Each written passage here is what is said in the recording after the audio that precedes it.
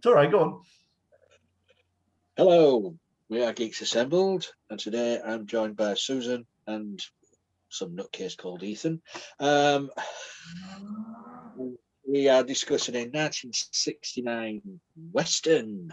We don't often do Westerns, but we've done two on the trot in the space of a week. This one won 4 Academy Awards. As I say, it's from 1969, starring Mr. Newman and Mr. Redford. It's Butch, Cassidy and the Sundance Kid, also co-starring Catherine Ross as the love interest. I don't know how true this is to real events, or if it was made up, or it's sort of loosely based. But we'll find out if anybody else knows. So, without further ado, opening thoughts on the movie Butch, Cassidy and the Sundance Kid. Right, who would like to go first? Susan's got her head down, she's hiding. So we'll go Ethan.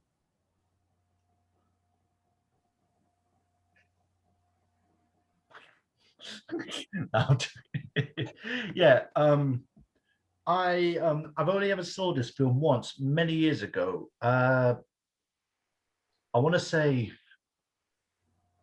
late 90s with my dad or something, I think it was, or I probably caught it. But so this is my second time watching it, and I've always wanted to get around to watch it again. This is one of those films where it's just always nice to go back in time and to watch something that's really great. And this is a really great movie. It felt very different. Even for that year, 1969, it was quite a different Western than some of the Westerns they were sort of well known for back then. This was a really gritty, maybe one of the first gritty, quite realistic, grounded Westerns. And this was like one of the films of the golden age of cinema, and rightly so.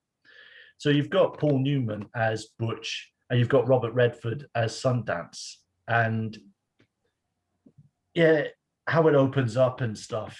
It has a great soundtrack. I'll get to favorite moments with the soundtrack. It has a great music, and it just some music which watching this a second time round, I didn't expect, but it fits it so well. From the black and white opening, silent movie type, and it's just this one note, isn't it? Like a one note, just going ding dong ding, which really didn't sound like a Western, and I instantly smiled, thinking, "Yeah, this is going to be a good film, a great film." And you had like one scene as well, which blew me off, where it plays the brilliant song "Raindrops Are Falling on My Head." It was great, and I was thinking, "What? Where did this come from?" But yeah, anyway, it's a very gritty Western, not very gritty, but it's quite a gritty Western, where it is about the hole in the wall gang, led by Sundance and Butch. How much of this is true? I'd have to refresh my history on the two guys. I think some of it is it's like the classic, like maybe this is how it happened. Some of it is true, but it's sort of like maybe a bit of a mixture of like loosely based, made up. This might be true. It is true that. And it's about them basically just doing a few train robberies, getting back with the Hole in the Wall gang. But after a few train robberies, they've got this posse, as they call them, this powerful group that are coming after them. So they run off to Bolivia with Sundance's lover. Etta, Butch, and Sundance run off to Bolivia. And in many ways, want to just try and hide out and get normal lives. But in this case, it just sort of catches up with them, doesn't it? They end up accidentally just wrong time, wrong moment, just it all catches up to them. And it's their final days, really. And they're real famous Westerns, well, famous cowboys. Yeah, it's a very, very great movie. Again, I just jumped into it, just watched it. I need to refresh my history on the two guys, but it is a very good Western, some very good cinematography. very good usage of music, some great usage of black and white scenes. It just really stands out as a different Western for 1969. Great acting from Paul Newman and Robert Redford. I mean, they're bloody brilliant in this. And it was funny because part of me actually, Robert Redford in this, maybe this is me, but when I was watching this, part of me thought of the movie Once Upon a Time in Hollywood. Is it me, or does Robert Redford look a little bit like Brad Pitt in this? Or does He almost, I always felt he looked. look like Robert Redford? Yeah. I couldn't help but watch this. I couldn't help but watch this, and I'm pretty sure this is one of the films that influenced Quentin Tarantino to make Once Upon a Time in Hollywood with those sort of movies and that year. And I wonder if he watched this and sort of caught Robert Redford and instantly thought Brad Pitt sort of playing a similar role, even though he was a stuntman in that movie. But it was, I don't know, it was just one of those things I just looked at and I thought, I wonder if there was some influence there. But I mean, it is during that time, golden age of cinema. I mean, you've got some, again, just some great scenes like the train robberies.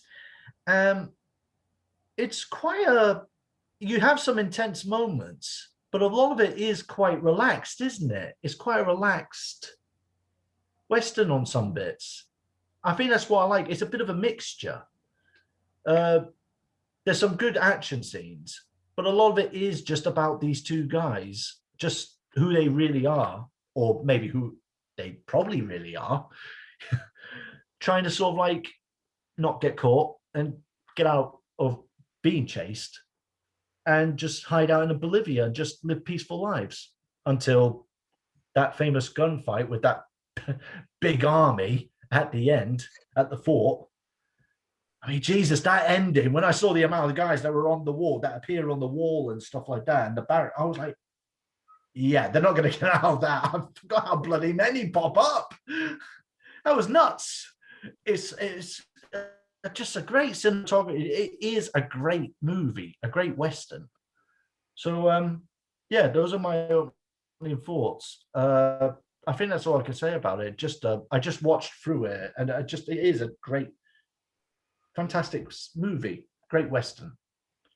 Thank you, Ethan. And over to Susan. Yeah, Ethan nailed it. Like there was a lot of grittiness to this, and the soundtrack was just kind of surreal and fun. And the let's see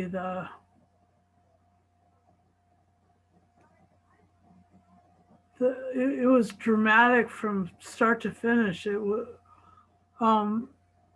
but there were some really long quiet points, and the version I watched was really quiet, too quiet in points.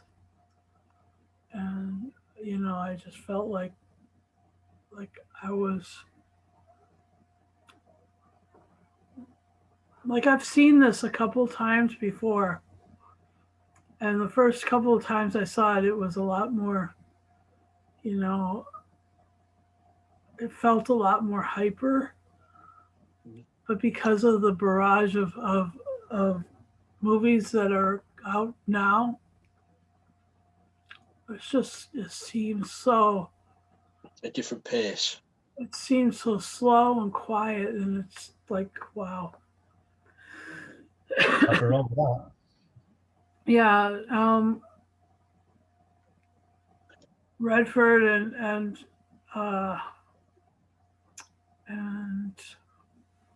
Newman have such a bromance in this. It's like it's really really cool how they back each other up in bed, or in all these things. They're right there with each other. And hang on a sec. Hi, Alex. This is Life. And the the internal story was that that these two were like the anti-heroes. Like they were at the beginning they were shown to be real criminals, but as you got to know them, you're like, you kind of couldn't help but like them more. Mhm. And that's the way of an anti-hero. And they're really good at that. I mean, like I was so surprised they were so good at that. And then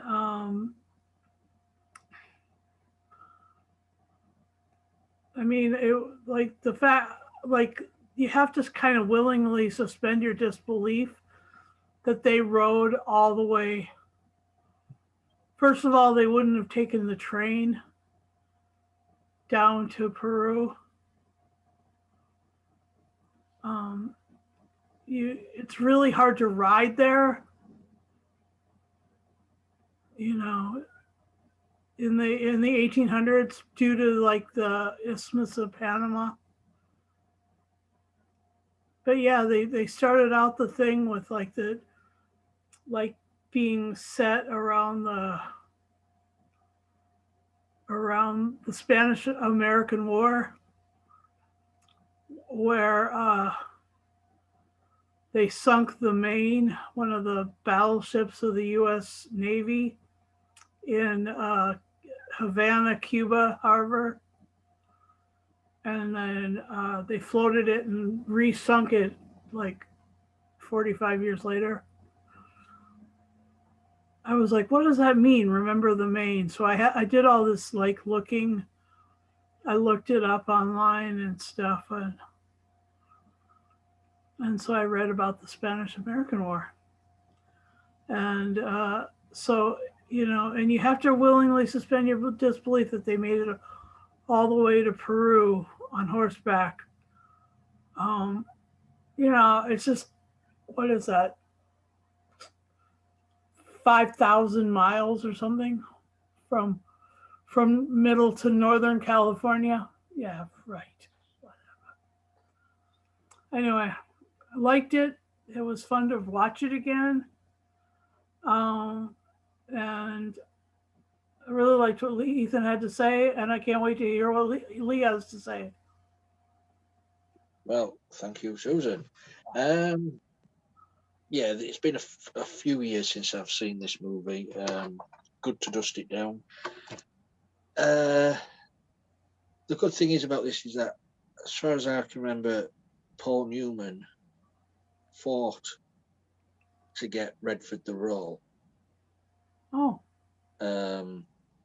He wanted him playing the part, and he got him the part. I mean, this was the first movie they appeared together in, so he must have seen him in something and said, "I want him as Sundance." But as it's been said, such chemistry on screen. As Susan says, a right bromance. As you say, it's drama, it's gritty, but also there's comedy in this. Great comedy timing in this. yeah. Which Newman and Redford were good at in this movie and in the Sting, which followed a few years later. They really knew how to do comedy in a sort of a gritty drama. And I agree with Susan. It is a different pace of Western, of movie. It's not all action. It's a buddy movie. It's on the run movie, because most of it is they are running away, trying to escape that said posse, and it's a survival movie, trying for them to to survive and reach their goal, which was Bolivia. Well, it was Butch's dream to get to Bolivia. Sundance wasn't that too keen when he got there.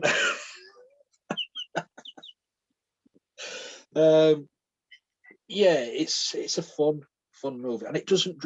I know we said that the pacing of it is slow in places, but it doesn't drag. It's a story led movie. A romance. That's just, it's a romance with three people, isn't it? Because don't forget Catherine Ross as well. She's Sundance's woman, but sort of as well, she's also Butch's. In a way, yeah. In a way, yeah. Like I was saying, like they were back each other up even. So there's also her character added a lot to this movie. So that relationship worked so well on screen. Yeah, there's quite a few scenes in this what I could talk about, but I'll go around these two people first. We'll go back to Susan. Favorite things you weren't so keen on, or anything you want to talk about. Okay, well, the pacing got to me. Like, I literally fell asleep. Like, it got so quiet and so dark and so slow. In one part, I was like a light. I was like, what the hell? I haven't fallen asleep in a movie in a long time. Maybe you were just tired. Yeah, and then the other thing was like it was I guess I could say that the shootout at the end where this is from, my background is from, that was a really good part too, was the shootout at the end. There was a lot going on there that was really interesting and really amazing angles, amazing cinematography, capturing all of the bullets flying, with and then the bicycle after the bicycle salesman and the bicycle. But I'm just gonna leave that for everybody else and just kind of rifle through some of my virtual backgrounds here, and I'll just show you what images I chose. Oh, cool. Yeah, so go ahead. Ethan. I'm not going to go through. There are quite a few scenes actually. As you said, I like the comedy. Actually, I love the chemistry between Robert Redford and Paul Newman, and I'm glad they managed to get Robert Redford. I didn't realize that Paul Newman was fighting tooth and nail to get him in.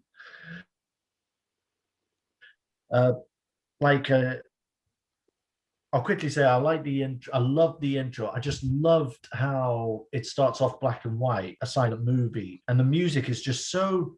It just sets the tone that this is going to be a different type of Western, and I just love the scene where it's very much like Wizard of Oz or something. It starts off brown and white or black and white, brown and white really, like a very old movie, and you've got Sundance doing the poker game. And Butch saying, no, don't fight him. You don't know how quick he is. No, I never cheat. So you get to learn their characters. Like Butch is the more talkative one, like quite lighthearted. And then Sundance is sort of like the gruff, quiet one in a way at points. And then the guy works out who these two are and stuff. It's just like, no, you should go. And I just love that bit where he says, kid, can I just ask you how quick? That quick. And he just shoots the gun out the guy's holster, off to the side. And I just smiled going, that was awesome. It's just a great bit. That is so good. And then they walk off and Butch goes, I told you, over the hill. And then it becomes color. It turns into the color. And that's when you're like, oh. Because, like I said, I was watching it trying to remember because I kept thinking, I'm sure this was a colored movie. I'm sure it was color. And then it turns color. I was like, oh, yeah, that was right. I have to mention, I do like, it's a very nice, very relaxed scene where Butch takes Etta for a bike ride. And like I said, it caught me off surprise where it started, the song came up, Raindrops Are Falling on My Head. Can I quickly ask, are there different versions of this movie? No. No, it's just the one version. Okay, I wasn't too sure because I know from that time there might have been some lost footage or something. But yeah, I was quite surprised that this song started playing. I was like, oh, I didn't expect that, because that was a modern song back then. But it strangely fitted the scene so well. BJ Thompson sang it. Yeah, Ah, yeah, BJ Thomas, great song, really lovely song. But like I said, it strangely fitted the scene so well. This was obviously, I know this was a different version. I mean, it's the same singer, but it was sounded different to fit the movie, but it still fitted it so well. And then, of course, you got him doing the circus music and him showing off on a bicycle, and then the bull chasing them. So as you said, some great comedy moments, but I really loved that scene. It was just a lovely scene. Trying to think of other moments. So I don't want to pick too many. That's not like you, Ethan. Yeah, I'm being bloody generous, aren't I? take all. Yeah. Otherwise, I'll lose my job on this site. I like, as I said, the usage of black and whites is there's certain scenes, like I said, it uses different types of black and white styles. Like the first bit was in the intro where it was like a silent movie. And then about halfway through the movie, after we got to stop and stuff like that, we got to get out of town. They go to Bolivia, and it uses like old classic styled freeze frames or just photos. So it looks like genuine black and white photos from the 1800s. Bloody great shots they do. And of course, it adds some comedic effect where they go around, have fun. And I think they go onto some ride or something at the fair and they start spinning around and stuff. And then they go to a party on a boat. You've got Paul Newman drunk, just like the tipsy, while Sundance is dancing with his girlfriend. And that's a very beautiful shot, just like him smiling, looking at them, and these two in love and stuff. They're just these three amazing, they're just a great trinity. They're just this trinity that's connected so well. And it's such a great scene because you just see the love and affection and respect they have for each other. So lovely scene. I love that usage of silent black and white photos, old style photos, like from that time. Great. And then it cuts back to being colored again. I like how when things, I mean, it is sad because you do feel for them. You get to know them. They always were anti-heroes, but they did seem like you really liked them. You really cared for them and stuff. You get to see who they are. That's what's known as great writing and character development. You get to see them behind behind what they're known for. You always probably know, some people go, oh yeah, they robbed trains, but you get to see them behind all of that. You care for them, and it's sad. It's sad when they get to Bolivia, they get a job at the bank, and of course things in a way get a bit. That's when things start to go a bit haywire from then on, until later on it gets a bit hectic. But they go against that sort of Mexican gang, and their boss gets killed.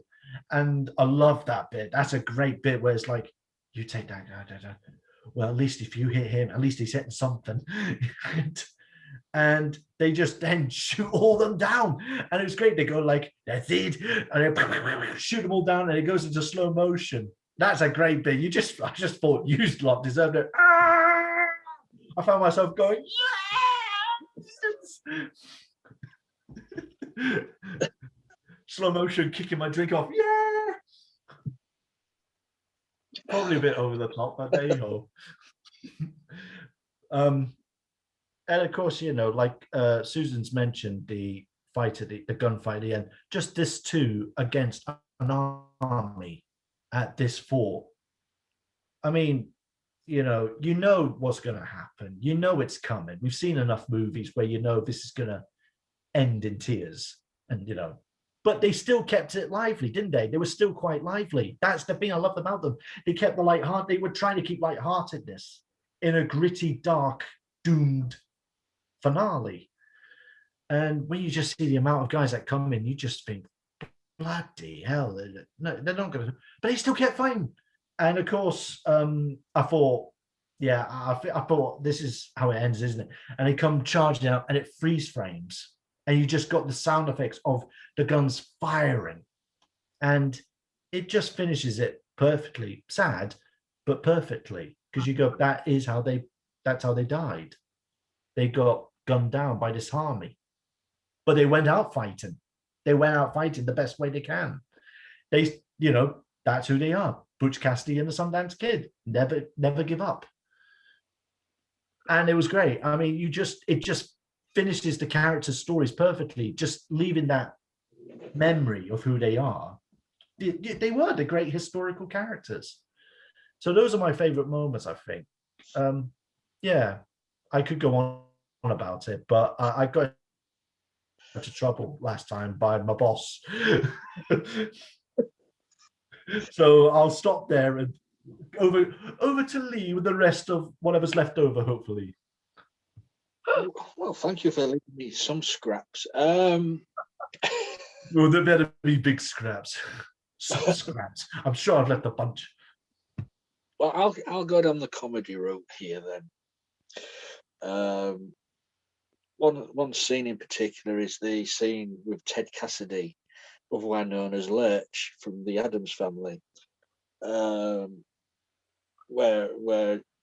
Butch says let's, because he wanted to fight him for the supremacy of the gang.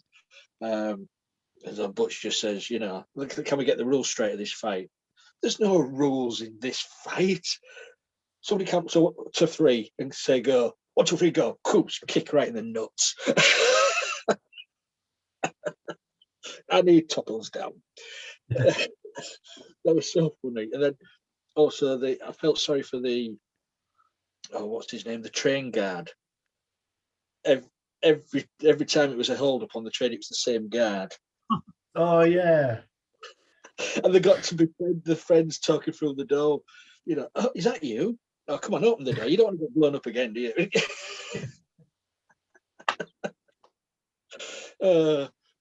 Yeah. He's not paying you enough. Not paying you enough. But then I think the last time he held up the train, that bolshy old woman came off the train shouting and bawling at them. And then he used her and pretended to be her, so he opened the door, and there he is putting the old woman's voice on. So he could open the door. So there's a lot of comedy in this. But as you say, the survival, that they were desperate as they were running from that posse, which that was a good posse. Now, if you went back to the other town where the sheriff was trying to gather a posse,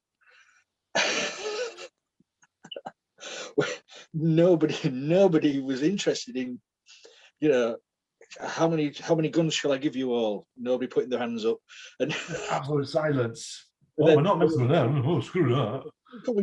They could be about 6 miles away by now, and they Oh, won't. first of all, the question was, how many guns do we have? How many of you guys will fight with me? And then he's like, how many guns will I supply to you? Yeah. And then he's like, And then the bicycle salesman perks up and starts selling his bike. Well, you've got the crowd together. I might as well, do a bit of. yeah. And that sheriff was saying they could only be out of the town for a few miles out of town. Let's go get them, and they're not. They're in the whorehouse across the street watching. Oh my God, it was hilarious. Yeah.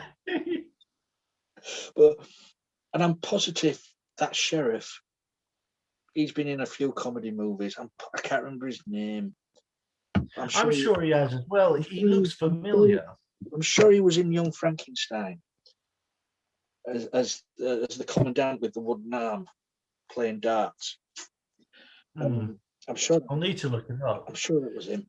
But Yes. it is. Oh, there you Oh. go. Never forget a face. Right. Names. I'm not good at.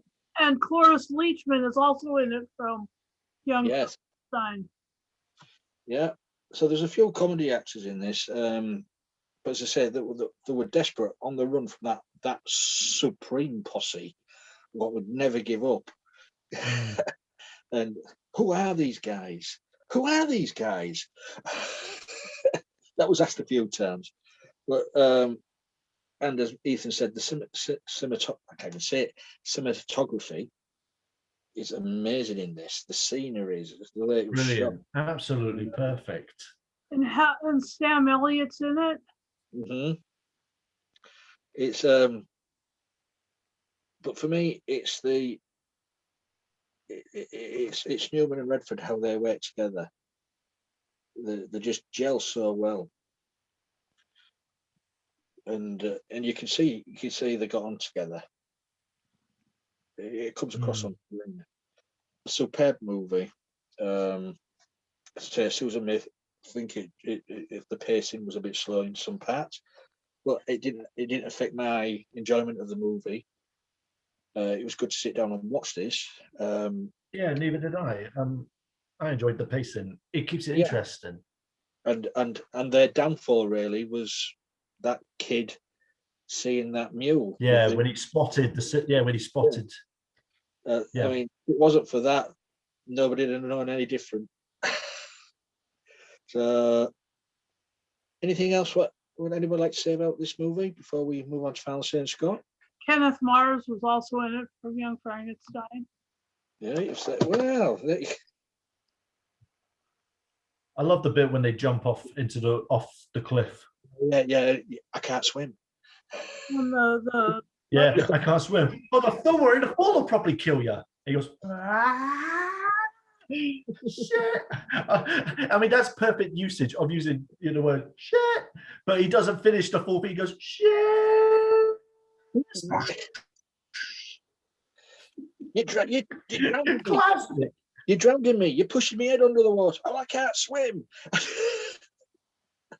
I mean, brilliant chemistry. Yeah. Anything else before we go? And Henry Jones played the bike salesman, and he was in Vertigo, which we also reviewed. Yes. And he was also in The Grifters and and the 310 to Yuma. And before I forget, Raindrops Keep Falling on My Head was written for the movie. Was it? By Burt Bacharach and Hal David. Oh, So, I did wonder that. I did wonder. I was quite curious, thinking, was the song written for the movie? Because I just knew the song on its own, but I didn't realize it actually was for the movie. Yeah. Oh, that's really cool. And really cool. I like that. Catherine Ross was she was in The Graduate, and she was also in The Stepford Wives and Donnie Darko. Oh yeah, she's been in a few movies. Yeah. Yeah. She was the psychiatrist in Donnie Darko. Yep. So shall we go to Final Say and Scott? Yeah, I suppose. Yeah. Go on then, Ethan. Well, no shadow of a doubt, it's going to be a 10 out of 10. It's a 10 guns out 10 guns. or maybe 10 bicycles. Well, 5 guns and 5 bicycles. Oh, he's got the guns and the bicycles. Yeah. But so 10 out of 10. It's one of the best westerns. And I think this was probably one of the first westerns that maybe changed, where we got different style of westerns. So I'm glad we got this film in this generation. Maybe this before we move over to Silver, maybe this was a movie what said, yeah, we can have comedy in a Western. And Mel Brooks went out and Blazing Saddles. Yeah. Yeah. Thank God for that. You never know. Mel Brooks' actors were in it, so yeah. Yeah, just as well we got this film, and we would never have got Blazing Saddles. Good. Yeah, you never know. You never know if that's how it works. Susan. I'll give this because of the slow pace and the quietness of it. I will give this a 9. Let's see, 9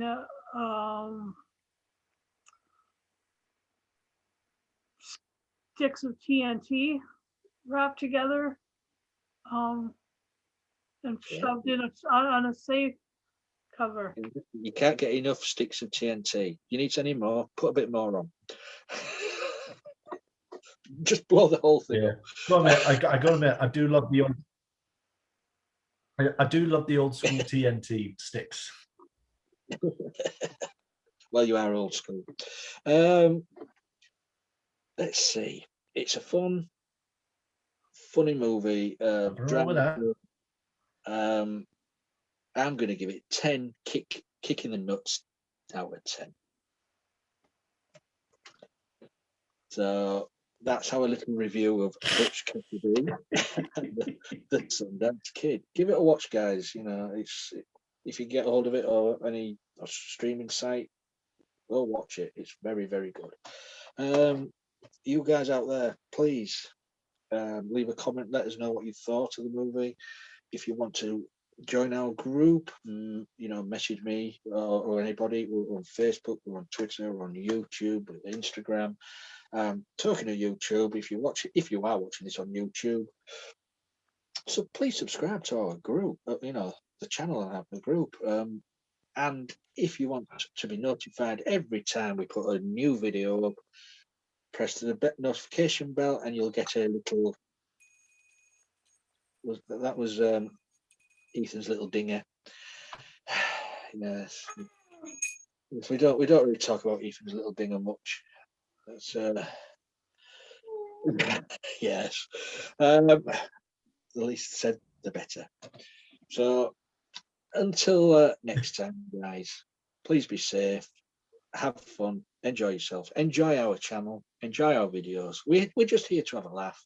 It keeps us off the streets, really, because if we're let out there, nobody's safe. So we're safe, locked inside these 4 walls, going slightly mad. Well, someone's slightly more madder than others. I don't know which one it is. Can you guess? Can you guess, boys and girls? Until next time, bye for now.